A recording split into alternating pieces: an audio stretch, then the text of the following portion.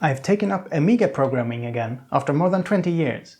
It's great fun. I wrote a little program similar to Virtuoso, so I can play music live on the keyboard. Let's load it.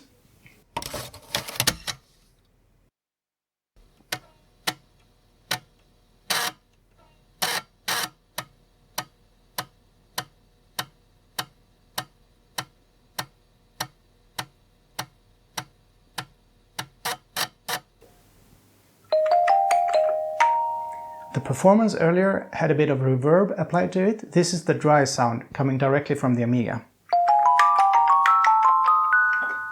There's a tremolo function. I named this instrument the Paulimba, after Paula, the Amiga sound chip, and the kalimba that I sampled. Now, the Amiga sound chip is designed for sample playback, so you'd be forgiven for thinking there's no technical challenge here. And from a programming point of view, it's indeed easy to tell the hardware to play a sample at a given pitch and volume. There's a plethora of music software for the Amiga that will do this out of the box. The challenge is to make it sound good. To demonstrate, I've loaded a kalimba sample into ProTracker, and if I play it back at different pitches, it sounds like this.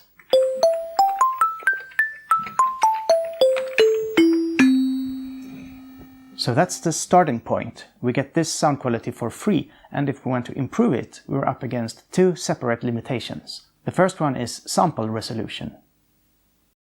You see, Paula works with 8-bit samples. Every point on the sound wave has to be approximated by a number, and with 8 bits we have 256 numbers to choose from. For many sounds this can be good enough. For instance, a sine wave sounds like this in 8 bits. And that's pretty close. But suppose we only had a handful of numbers to choose from, say 16, then we would get this approximation. And that's quite different from the original. Now consider the sound that a kalimba makes. It starts with a loud attack covering the full range of 256 numbers, but then it decays to a lower volume level. And as the sound gets fainter, it only covers a small part of the signal range, where there is only a handful of numbers to choose from. And so the beginning of the sample will sound good, but then distortion will gradually increase. A popular technique called dithering can replace the distortion with noise. But we can do better, because Paula has a volume control.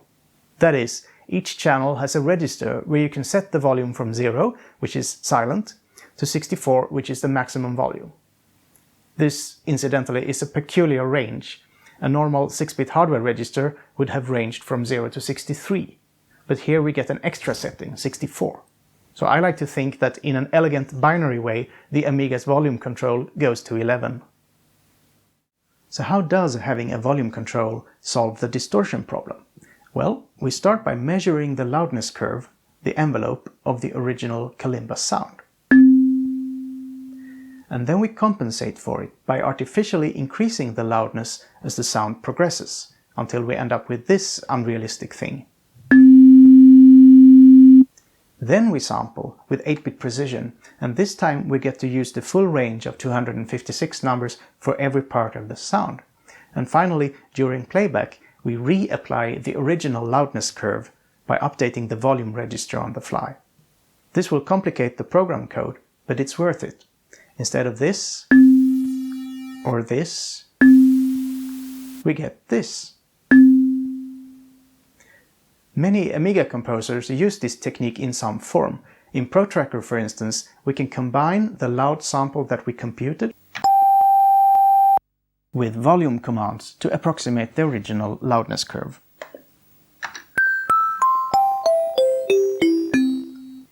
It's beginning to sound acceptable in the higher notes, but what's wrong with the bass? This is the second big issue we have to tackle, the sample rate. Paula has a maximum sample playback rate of about 28 kHz. It's not CD quality, but it's reasonably good.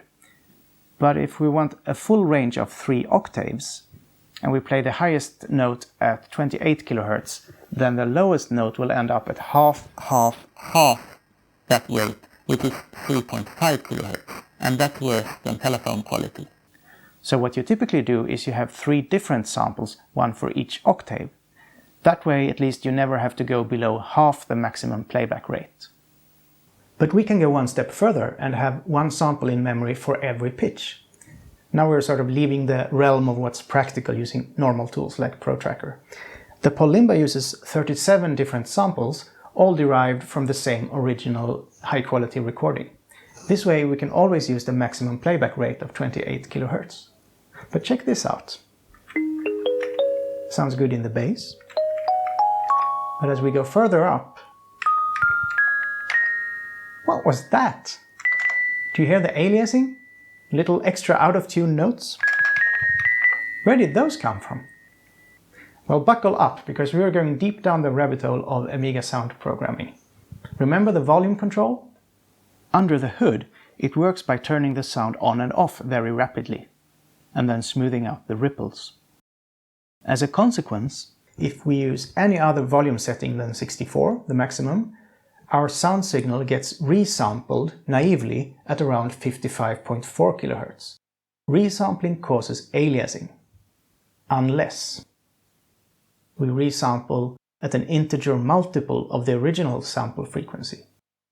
So Paula will resample at 55.4 kHz, divide by 2 to get 27.7 kHz. That's slightly below the maximum playback rate.